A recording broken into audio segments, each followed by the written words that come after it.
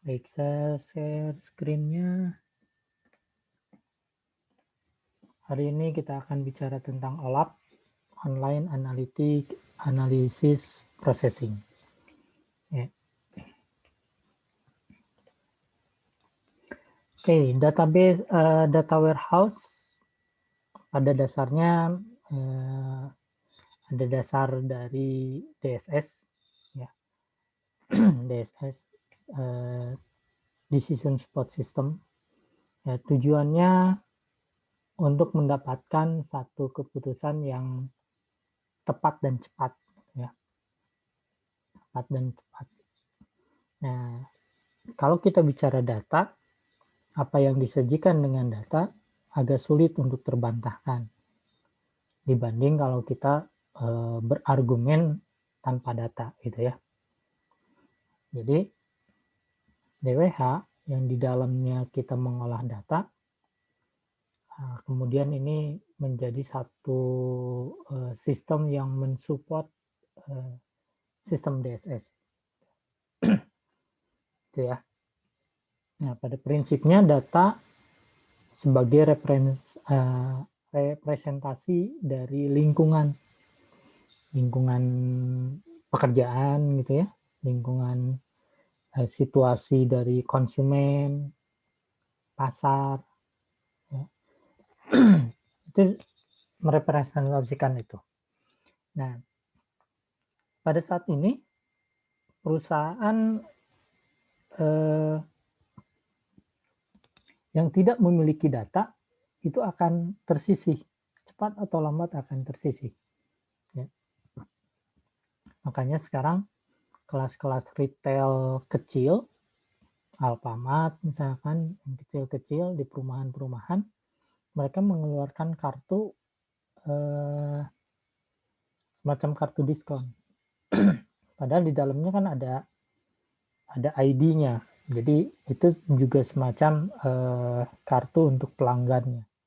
Jadi ID sekian untuk pelanggan A, kita tahu mereka kapan belanja, di awal bulan, pertengahan bulan, atau akhir bulan, berapa sekali belanja, apa saja yang dibelanjakan, mereka akan tahu dengan kartu itu. Nah, perusahaan yang tidak mempunyai data lama-lama akan tersisih. Makanya mereka mengelola itu. Oke, DSS ini dibangun di atas data warehouse, ya, yang merupakan gabungan dari reporting, analisa model, dan eksplorasi data query, ya. DSS seperti itu. Jadi pelaporan-pelaporan, terus karena mereka punya data, mereka dianalisis, ya, dieksplor datanya. Oh, si A belanjanya ini, selalu itu, ya. Ada beberapa pola nanti ditemukan. Maka kita bisa ambil keputusan stoknya harus berapa, gitu. Penempatan barangnya ada di rak yang mana, dekat dengan apa. Nah, itu akan seperti itu. Oke, arsitekturnya kurang lebih kita gambarkan seperti ini, bahwa di sini ada source informasinya, sumbernya, ya, dari berbagai database. Kemudian dari sekian banyak database ini kita lakukan ETL, extract, transform, load, replace, dan lain-lain, gitu ya. Kita lakukan ETL. Kemudian di sini ada data warehouse. Data warehouse. Data warehouse ini bisa dilakukan pemecahan dengan data mart ini. Terus dari data warehouse juga ini ada OLAP, ya, server OLAP. Jadi bisa dengan MOLAP atau dengan ROLAP, ya. Kemudian di akhir kita punya satu bentuk analisis, query atau report, dan data mining, ya. Ini mengarah ke arah BI, Business Intelligence. Gitu. Jadi kurang lebih arsitekturnya untuk data warehouse DSS yang berbasis ke data warehouse seperti ini salah satunya. Ya. Arsitektur ini bisa berubah, bisa. Ya, dilihat dari kebutuhannya. Oke, kemudian OLAP, Online Analysis Processing. OLAP ini merepresentasikan data, kalau kita gambarkan adalah sebuah kubus yang multidimensi. Kenapa begitu? Supaya lebih mudah dibaca. Gitu ya. Di situ ada ukuran, ada dimensinya, ya, ukuran sekian banyaknya data, dimensinya, dimensi beberapa parameter gitu ya, dari waktu misalkan, kategori-kategorinya, dan lain-lain ya. Contohnya misalkan dari segi ukuran data penjualan, ada di situ wilayah, waktu, produk, ya, itu penjualan. Wilayah mana, penjualannya berapa, waktunya kapan, penjualannya berapa, ya, barangnya apa saja, produk. Jadi multidimensi.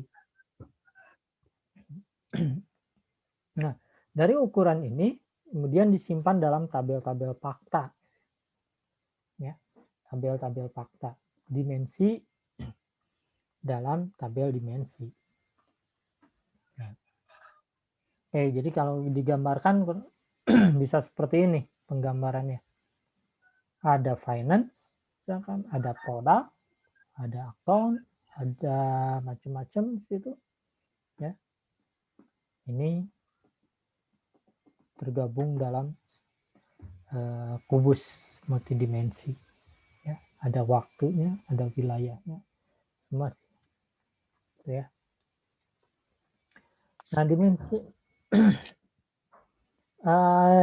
dimensi dari data modelnya misalkan penjualan per jenis produk dalam 6 bulan terakhir. Nah, kita ketahui itu di data warehouse. Ya. Penjualan per jenis produk dalam 6 bulan terakhir, kita akan tahu urutannya. Mana yang paling laku, berapa jumlahnya, ya, sampai ke yang minim penjualannya. Gitu. Terus penjualan per dealer pada tahun sekian sampai tahun sekian. Ya. Nah, ini. Jadi ini dimensinya bisa berupa seperti ini. Dari agennya, dari produknya, dari waktunya.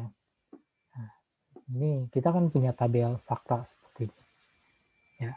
Kalian juga kalau di retail beli apa ke layan kecil gitu ya, pasti ada struknya.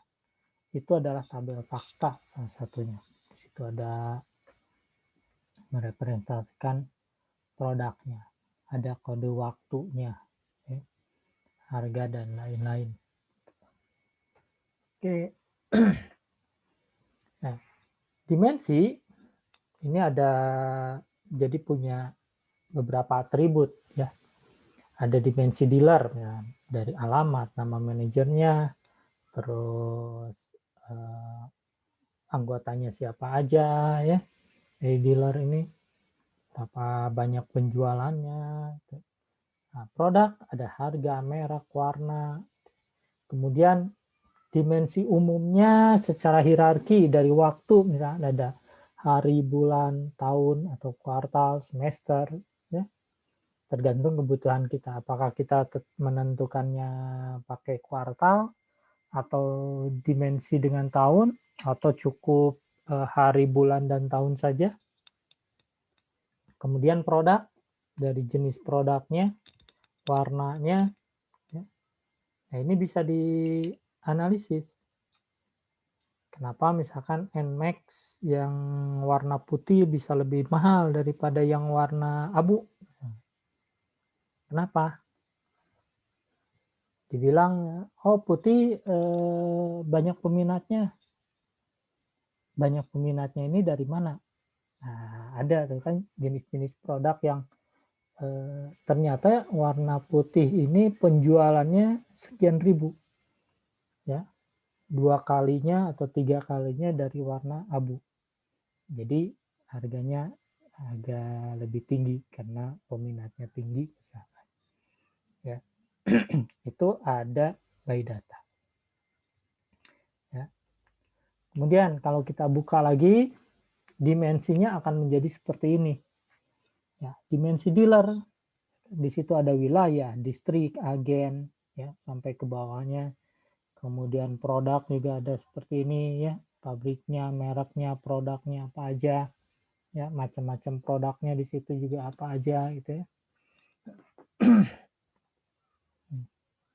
Satu Oreo saja produk ya, ada macamnya, banyak rasa dengan banyak ukuran.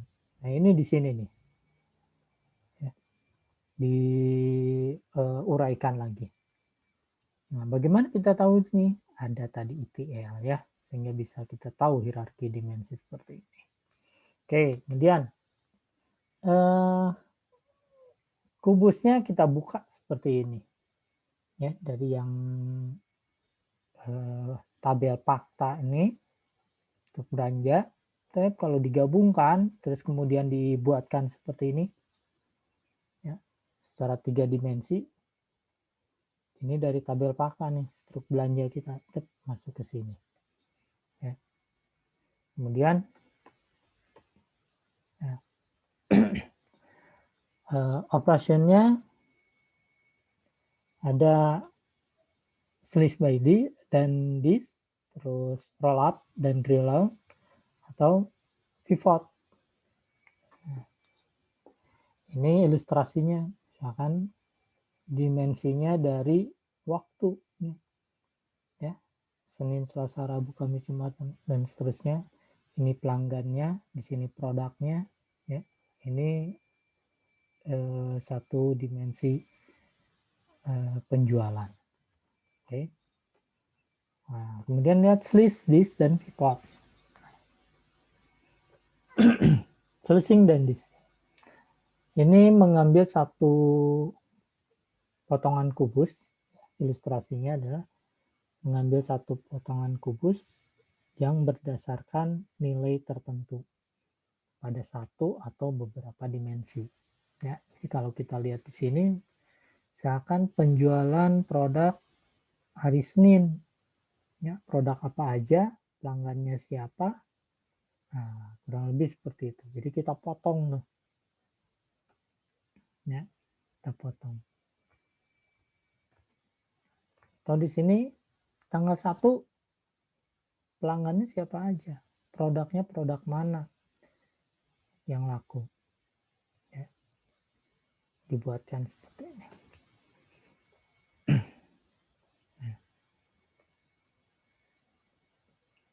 Oke, jadi kalau kita olah pakai Excel itu kayak tabel pivot ya, ada produknya, waktunya, lokasinya, nah ini slice, jadi kita potong. Ya, bisa misalkan seperti ini by produk, bisa seperti ini by lokasi, ya by produk, ini by produk, ini by lokasi. Nah, di sini wireless mouse berarti ambil nih, ya berarti yang wireless mouse secara dimensi waktunya kapan aja nih, ya mungkin di sebelah sini ada pelanggan, berarti siapa aja yang membeli wireless mouse. Kalau di sini untuk Asia kapan aja nih, dan produknya apa aja untuk pasar Asia. Nah seperti itu ya. Kemudian disknya kita ambil kubus yang agak lebih kecil, ya agak lebih kecil.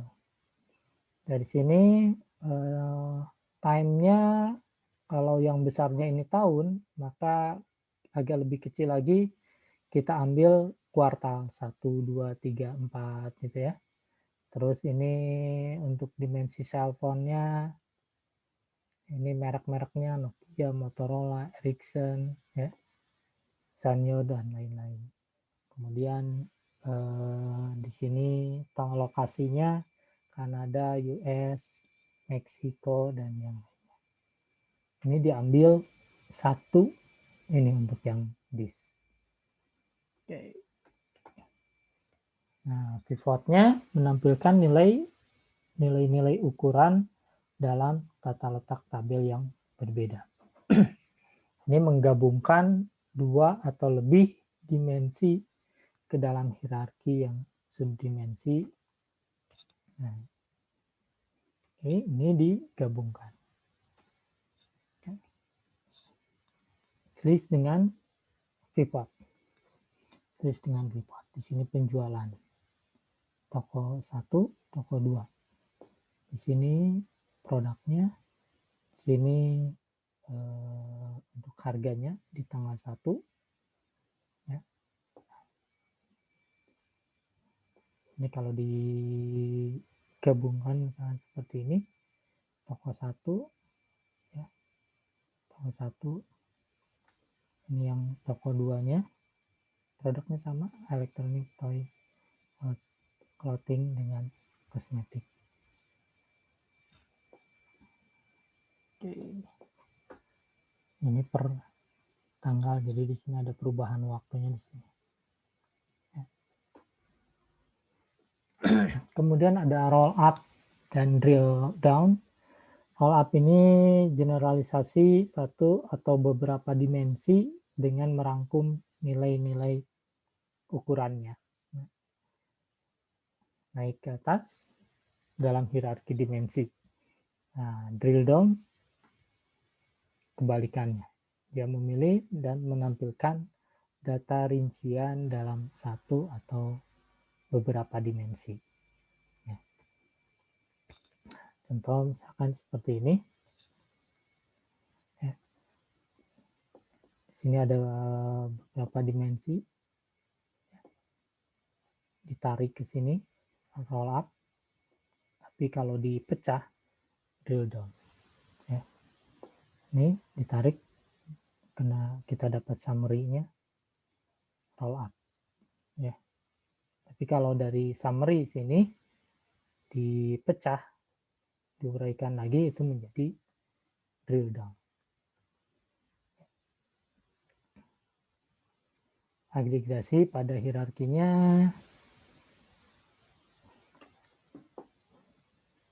kita lihat seperti ini. Ada toko, wilayah, negara. Nah, ini berdasarkan dimensi lokasi.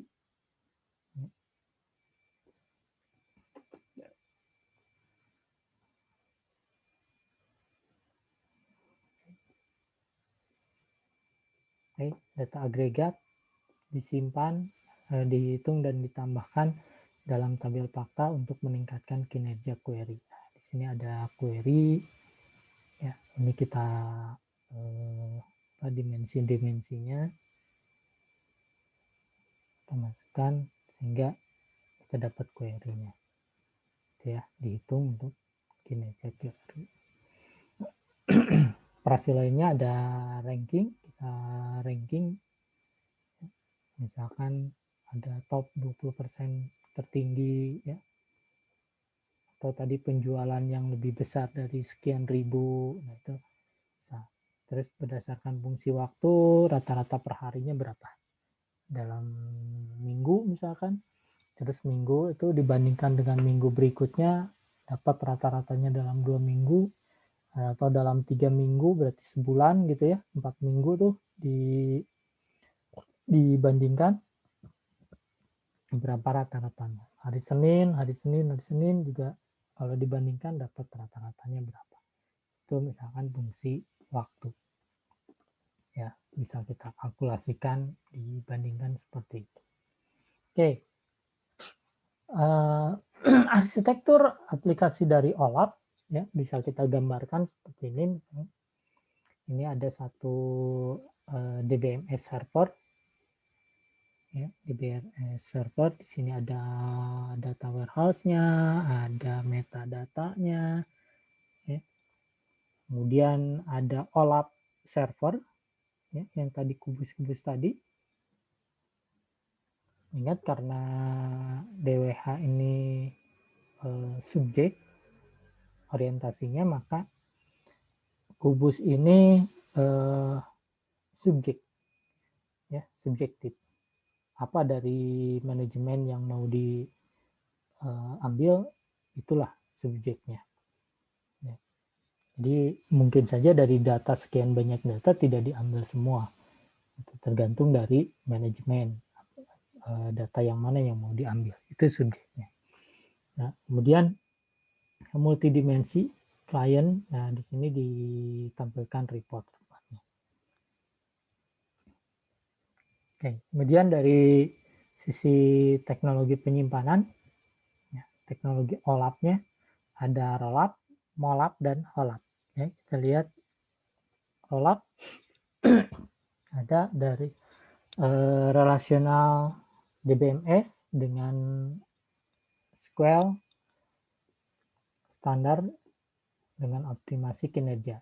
Nah, terus ya membutuhkan tambahan meta layer khusus, front end layer.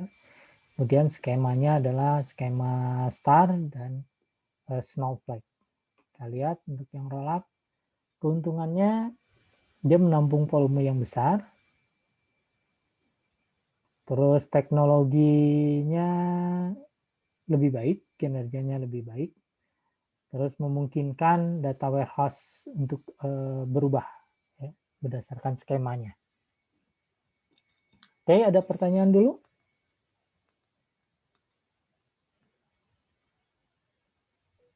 Tidak, Pak. Ya, oke, kita lanjut. Lanjut, Pak. Oke. OLAP kita lihat, OLAP operation dalam DBMS-nya. Ya, rollup. Nah, ini rollup seperti ini. Nah, kita pakai yang SQL ya, select, sum. Ini kita lihat berdasarkan ini, select, sum, AMT ini. Kita melihat AMT ini. From cells, ini tabel cells. Where date-nya 1, datanya 1, tanggal 1. Jadi 12, 11, 50, dan 8. Ini yang dihitung. Ya, karena di sini select sum. Ya, kita menjumlahkan yang AMT di dalam tabel cells yang mana tanggalnya adalah 1. Ya, date 1. Berarti 4 data ini yang dihitung. Ya. Hasilnya 81. Kemudian select date, pilih tanggal dengan summary dari AMT, ya, from cells, ya, tabel cells, group by date. Nah, ini ada 1 dan 2, ya, berdasarkan tanggal 1 dan 2 di grup, ya, berdasarkan tanggal, berarti tanggal 1 dan 2. Maka hasilnya tanggal 1 dan tanggal 2. Sumnya ini yang dijumlahkan, ya. 81 dan 48. Jadi tanggal 2, 48. Gitu. Nah, kurang lebih untuk yang data warehouse di penjuara retail bisa kita lakukan seperti ini. Ya. Berdasarkan hari, misalkan hari Senin sekarang berapa jumlah total penjualan, gitu. Barangnya berapa yang terjual, terus jumlahnya berapa, itu jumlah total barangnya dengan uangnya berapa. Nah, itu bisa dihitung. Ya. Nanti Selasa, Rabu, Kamis, Jumat, dan seterusnya. Bisa pakai query seperti ini, nanti akan dimunculkan hasilnya. Ya. Katakanlah di situ date-nya dari tanggal sekarang 30, terus 1, 2, 3, 4, 5, dan seterusnya. Ya, jadi dalam seminggu kita sudah punya dapat hasilnya. Kemudian select, contoh yang lainnya, select prod, ya, ini produk, dari produk kemudian date sum from sales, group by-nya date dengan product ID. Ini produk ID-nya ada P1 dengan P2, kemudian tanggalnya 1 dan 2, dan yang dijumlahkan adalah AMT-nya ini. Sehingga muncul di sini produk 1 dan 2, ya. Terus di sini ada tanggalnya. Nanti muncul hasilnya. Nah, dari rincian ini ke summary, maka itu roll up. Tapi kalau dari summary ini ke rincian, maka itu drill down. Ya. Nah, oke, kita lihat implementasi roll up-nya. Ini skema bintang dengan snowflake. Ya, skema bintangnya, kalau kita buka database-nya kurang lebih seperti ini. Ya, ilustrasinya. Di sini ada produk, sini ada periodiknya, kemudian sales-nya, dan store-nya, tokonya. Ya, toko, penjualan, produk, dan periodiknya. Kemudian dari yang tadi, skema bintang, kita lihat tabel faktanya. Ya, tabel faktanya. Ini isinya adalah rincian-rinciannya. Nah, keuntungannya kalau menggunakan yang ini, maka kita bisa dengan mudah untuk memahami gitu ya, dari sini tabel faktanya yang mana gitu. Ya, apakah dari produknya atau dari salesnya, ya. Di sini penjualan ini ya, penjualan itu. Jadi kalau kita buka hierarkinya lebih seperti itu. Ya. Nah, contoh misalkan dari yang tadi kita buat seperti ini, ya, produknya rinciannya ada, rinciannya. Terus periodiknya ada. Sini sales penjualannya ada gitu ya, rinciannya. Dari tokonya juga ada. Nah,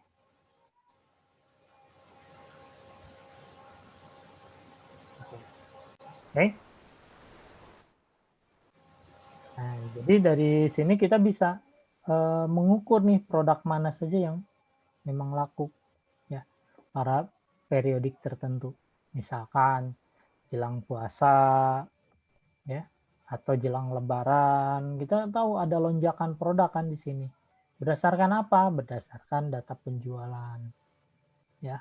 Lokasinya di mana aja? Oh, di sini lokasinya. Ya. Ternyata ada beberapa lokasi yang memang penjualannya sangat tinggi dibanding lokasi-lokasi tertentu.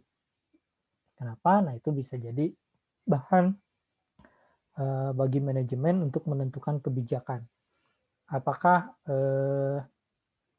tempat-tempat yang memang minim itu akan dikurangi, ya, ditutup, atau justru dipromosikan untuk supaya penjualannya meningkat, gitu. Ya. Itu satu kebijakan berdasarkan analisis dari penjualan. Oke. Oke, masalah yang timbul dengan agregat ini yang biasa dilakukan adalah penggabungan data rinci dan agregat pada tabel fakta tunggal, ya. Itu. Jadi digabungkan yang rincinya dengan tabel fakta. Nah, solusinya adalah bahwa dibuatkan satu tabel-tabel dimensi, ya, tabel-tabel dimensi, tapi harus memiliki indikator levelnya, ya, yang bisa kita buatkan sebagai syarat dari query. Kira-kira tabel dimensinya dimensi apa gitu ya. Nah, dimensi biasanya ngerunut ke yang di atasnya. Ini termasuk kategori apa sih? Kalau tadi penjualan retail ini jenis produknya jenis apa gitu. Bukan spesifik produknya tapi jenisnya jenis apa. Makanan ringan gitu ya atau seperti apa. Kan makanan ringan rinciannya pasti banyak. Kemudian akibatnya kinerja pemrosesan query tingkat agregat rendah, ya. Apalagi kalau tabel faktanya besar, ya, tabel faktanya besar. Maka DWH ini ya tidak sering-sering dibuka gitu ya. Kalau retail seperti apa, toko-toko retail bisa dibuka aplikasi DWH-nya per semester satu kali, ya, per semester satu kali, supaya kita menentukan yang berikutnya apa, yang berikutnya bagaimana, gitu. Kalau aplikasi dibuka terus-terusan itu bukan DWH lagi lah, ya, karena DWH dia mengolah datanya. Gitu. Kemudian dari tabel yang tadi kita buatkan script-nya, ya, SQL-nya ini. Kemudian alternatifnya dari skema bintang ke Snowflake, ya, skema bintang ke Snowflake. Kita lihat dari tabel-tabel yang tadi skema, kita buka nih dalamnya seperti ini. Kita buka. Nah, ini sebagai tabel-tabel fakta nih, tabel fakta utama. Ya. Terus ada tabel fakta distrik itu lokasi, gitu ya. Terus tabel fakta ini kota, nah, bisa dipecah. Kemudian menggunakan Snowflake ini bahwa atribut level sudah tidak diperlukan lagi. Setiap tabel dimensi tambahan memiliki satu kolom kunci. Di sini kita lihat satu kolom kunci. Ini ada beberapa kunci ya. Produk dia akan kunci ke produk, periodik dia akan ngambil ke periodik dan seterusnya. Ya. Level terendah masih berupa tabel fakta yang terdenormalisasi, ya. Mungkin kalian pernah belajar normalisasi seperti apa. Nah, DWH itu denormalisasi. Oke, kemudian prakteknya dimulai dari skema bintang, lalu dibuatkan tadi snowflakes. Ya, keuntungannya bahwa referensialnya integrity terjaga. Kelebihannya kinerja pemrosesan query tinggi, query yang melibatkan agregasi. Tapi kelemahannya dia agak sedikit rumit pemeliharaan dan metadatanya. Jumlah tabel bisa membengkak ya. Ini yang tadinya 4 menjadi 6 ya. Jadi database-nya membengkak gitu. Ini ilustrasinya dari agen bisa kemana-mana nih. Oke, multiple data warehouse subject ini berdasarkan subject.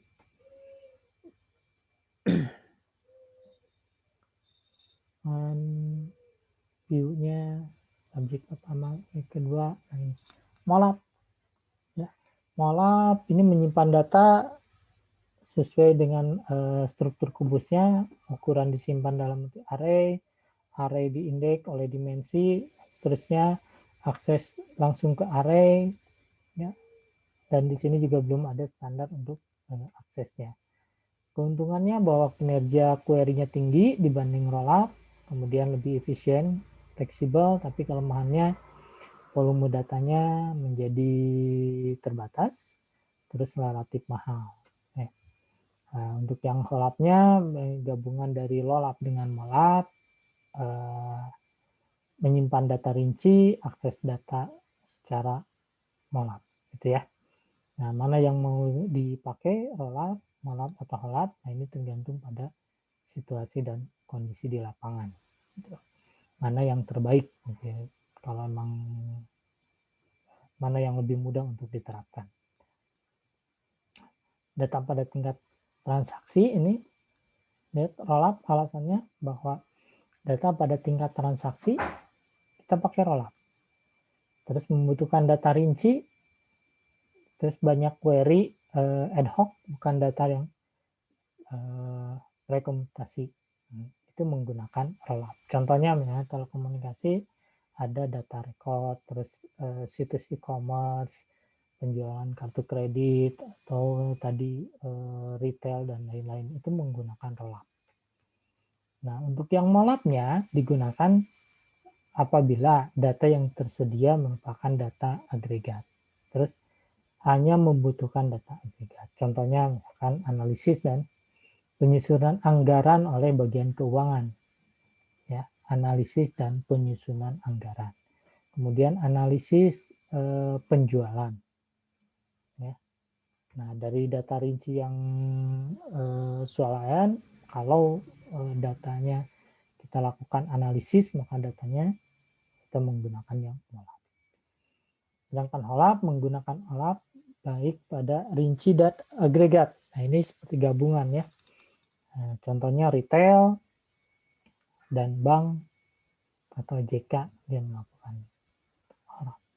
Oke, referensinya data warehouse model dan OLAP, atau buku-buku data warehouse dari Ziawei, ya, Kimball, itu boleh dipakai. Ya, di situ ada tentang OLAP. Ya. Di sini juga ada Enrico Fanconi. Kemudian ada pemodelan data dimensional dengan OLAP dari Universitas Budi Luhur. Silakan kalian cari. Kemudian data mining dan hypertext book, penyusunnya dari Rakesh Verma. Ya, Verma. Jadi silakan, itu untuk referensi ya. Oke, itu yang bisa saya share untuk yang OLAP. Kalau ada yang perlu ditanyakan, silakan nanti di grup WhatsApp aja. Waktu kita tinggal 1 menit untuk yang Zoom ini.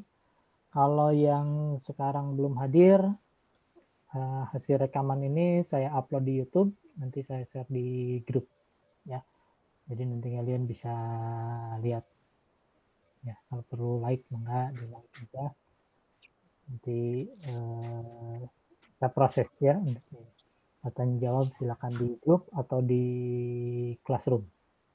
Oke, itu saja untuk hari ini. Selamat siang. Terima kasih ya. Siapa? Ini Pak.